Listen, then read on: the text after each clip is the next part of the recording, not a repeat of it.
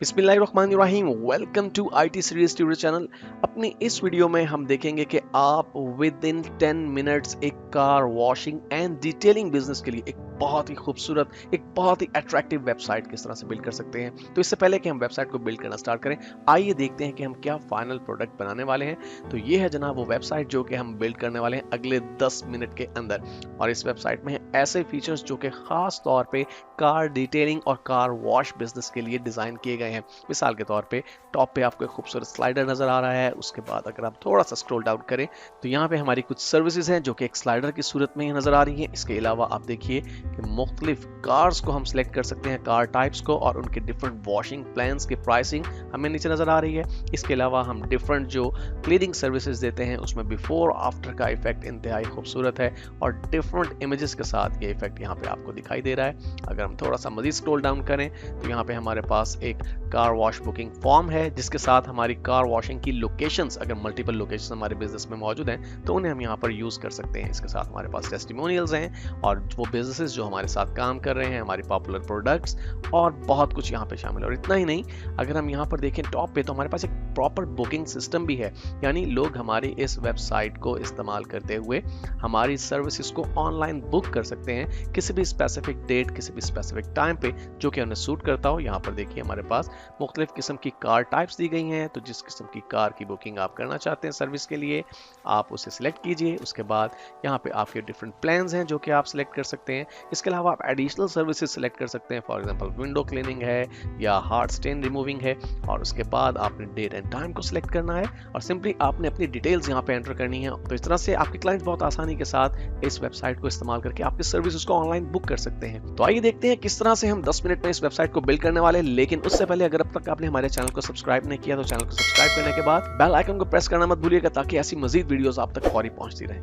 तो हमारा first step है वर्डप्रेस की इंस्टॉलेशन। मैंने वर्डप्रेस सॉफ्टवेयर पहले से अपने डेस्कटॉप पे डाउनलोड और सेव कर रखा है। मुझे इस सॉफ्टवेयर की मदद से एक फ्रेश इंस्टॉलेशन चाहिए अपने लोकल होस्ट पे। तो इसके लिए मैं क्या करता हूँ, सिंपली मैं इस वर्डप्रेस की फाइल को कॉपी करता हूँ यहाँ से और मैं जाता हूँ सी ड्राइव में, और सी ड्राइव में जाके ऐप सर्व, और ऐप सर्व में मैं www के फोल्डर में जाता हूँ और यहाँ पे एक न्यू फोल्डर क्रिएट करता हूँ कार वॉश के नाम से, कार वॉश।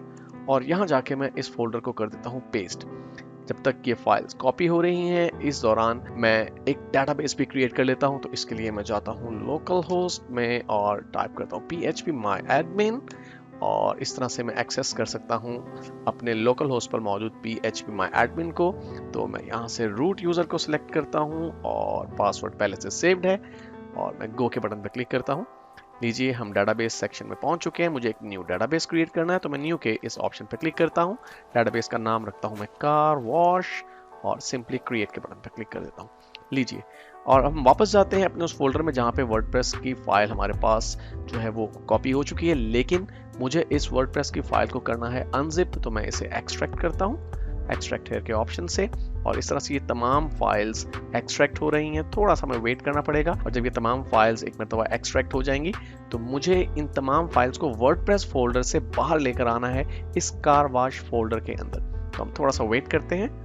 लीजिए, ये फाइल्स अनजिप हो चुकी हैं। मुझे अब इन तमाम फाइल्स को करना है सिलेक्ट। यहाँ से मैं करता हूँ इन्हें कट कंट्रोल एक्स की मदद से और डायरेक्टली मैं पेस्ट कर देता हूँ कार वॉश के इस फोल्डर में। और इसके बाद इस वर्डप्रेस फोल्डर और इस जिप फाइल की हमें ज़रूरत नहीं है जिसकी मदद से हमने एक्सट्रैक्ट किया है इस तमाम डाटा को। तो मैं इन दोनों फाइल्स को यहाँ से डिलीट कर देता हूँ।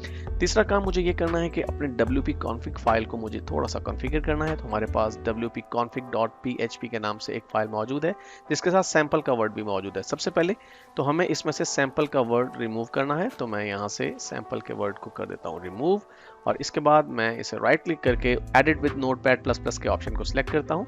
यहाँ पे मुझे क्रेडेंशियल्स अपने ऐड करने हैं। तो मेरा जो यूज़र नेम है, जो डेटाबेस नेम है और पासवर्ड मुझे यहाँ पे एंटर करना है। तो हमारे डेटाबेस का नाम है कार वॉश जो अभी हमने क्रिएट किया। हमारा जो यूज़र नेम है वो रूट है क्योंकि हम लोकल होस्ट पे काम कर रहे हैं, और जो हमारा पासवर्ड है ये रूट का पासवर्ड 1 2 3 4 5 6 7 8।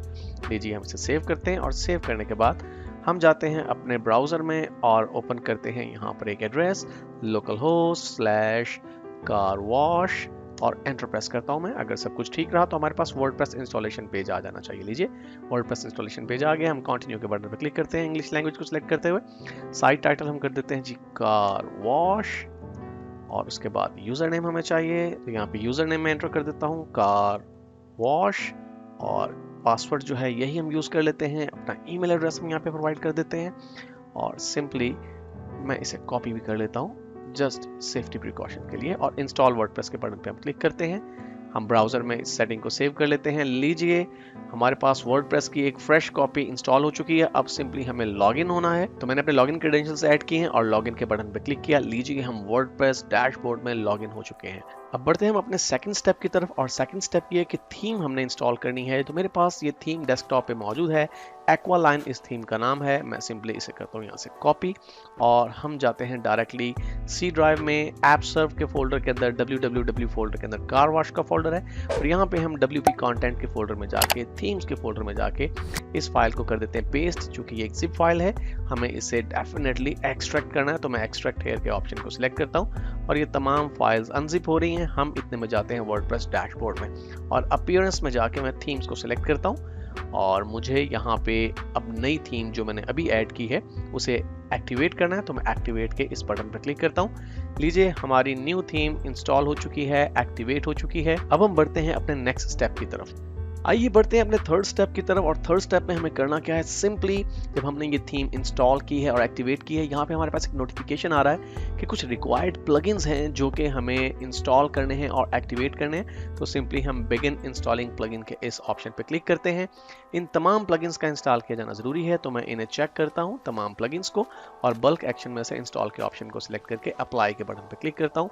थोड़ा सा टाइम लगेगा, हमें वेट करना है, 1 बाय 1 ये तमाम प्लगइन्स इंस्टॉल हो जाएंगे। इसके बाद हम अपना नेक्स्ट स्टेप स्टार्ट करेंगे। लीजिए तमाम रिक्वायर्ड प्लगइन्स सक्सेसफुली इंस्टॉल हो चुके हैं। इट मींस कि अब हम अपने नेक्स्ट स्टेप की तरफ मूव कर सकते हैं। और हमारा नेक्स्ट स्टेप एक्चुअली है क्या? नेक्स्ट स्टेप ये है कि हमें इंस्टॉल्ड प्लगइन्स को एक्टिव करना है। आप यहाँ पर देख रहे हैं टॉप पे एक नोटिफिकेशन आ रहा है कि हमें जो रिक्वायर्ड प्लगइन्स हमने इंस्टॉल किए हैं अभी वो एक्टिवेट नहीं हुए, तो हम बिगिन एक्टिवेटिंग ए प्लगइन के इस लिंक पे क्लिक करते हैं।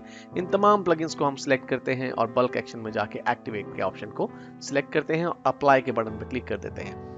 लीजिए जनाब हमारे तमाम रिक्वायर्ड प्लगइन्स अब एक्टिवेट भी हो चुके हैं। अब अगर हम डैशबोर्ड पे क्लिक करें तो आप देखेंगे कि लेफ्ट साइड पे हमारे पास बहुत सारे मेन्यू आइटम्स ऐड हो चुके हैं, क्योंकि बहुत से प्लगइन्स रिसेंटली हमने इंस्टॉल किए हैं और एक्टिवेट किए हैं। तो इस स्टेप में हमें क्या करना है? ये स्टेप सबसे ज्यादा इंपॉर्टेंट है, क्योंकि हमें अपने इस वेबसाइट के डेमो कंटेंट्स को इंपोर्ट करना है। और जो ही आपने प्लगइन्स को एक्टिवेट करने के बाद डैशबोर्ड पे क्लिक किया, आप देखिए यहाँ पे आपके पास एक मैसेज आ रहा है, इंस्टॉल कंपैटिबल एक्सपेंशन।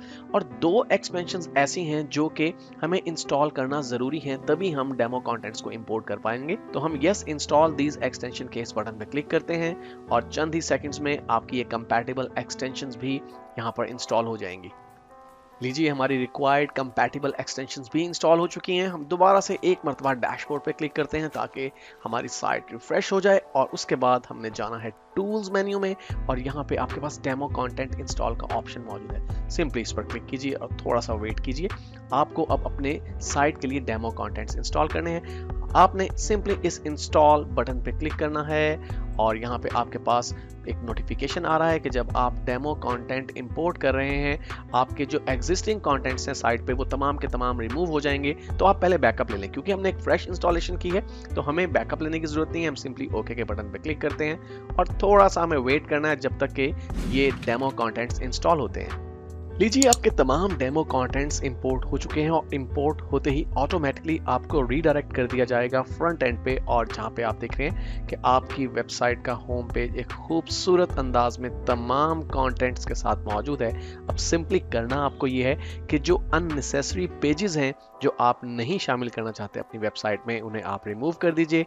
जिन कंटेंट्स को आप रिप्लेस करना चाहते हैं डिफरेंट कंटेंट्स के साथ, अपने ओरिजिनल कंटेंट्स के साथ, उन्हें आप रिप्लेस कर सकते हैं। और ये सब करना बहुत आसान है। आइए देखते हैं किस तरह से। तो सबसे पहले तो आपको डैशबोर्ड को एक्सेस करना है, तो मैं यहाँ से डैशबोर्ड को एक्सेस करता हूँ एक न्यू टैब में, और हमें सबसे पहले अपने नेविगेशन को करेक्ट करना है। यहाँ पे आप देख रहे हैं कि बहुत सारे पेजेस हैं जो कि शायद हमें दरकार नहीं है। यहाँ पे तमाम किस्म के जो पेजेस हैं वो हमें नजर आ रहे हैं। तो जब आप डैशबोर्ड को एक्सेस करेंगे तो आपके पास इस तरह का एक मैसेज अपीयर होगा, आपके वर्डप्रेस के डाटाबेस की अपडेशन रिक्वायर्ड है। आप सिंपली अपडेट वर्डप्रेस डाटाबेस पर क्लिक कीजिए और कंटिन्यू के बटन पर क्लिक कर दीजिए। लीजिए, आपके वर्डप्रेस का डाटाबेस भी अपडेट हो चुका है। जो आपने कंटेंट्स इंपोर्ट किए थे उसकी वजह से वर्डप्रेस के डाटाबेस का अपडेट किया जाना जरूरी था।